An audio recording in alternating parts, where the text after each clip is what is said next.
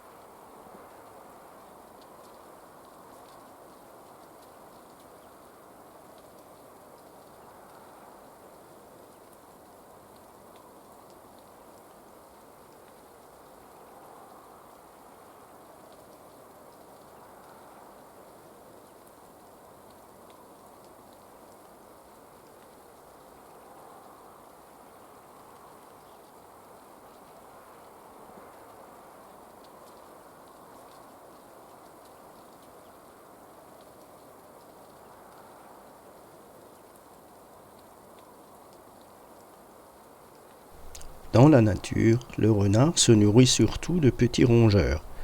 Il parvient à chasser les petits mammifères, même au cœur de l'hiver sous la neige. Avec ses grandes oreilles, il localise les couinements des souris, fait un bond dans les airs et perce le manteau neigeux pour attraper la proie. Le pelage est roux clair, le dessous du corps blanc, avec une queue très touffue. Le renard émet des glapissements rauques et aigus comme un chiot.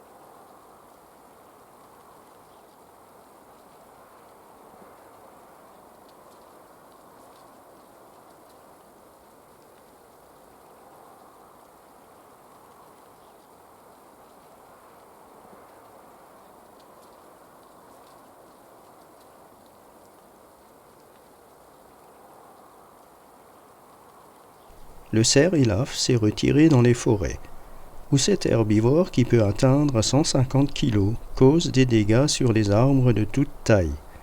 Contrairement au chevreuil, le cerf ne mange pas que de l'herbe et des pousses de jeunes arbres. Il consomme également l'écorce des arbres adultes.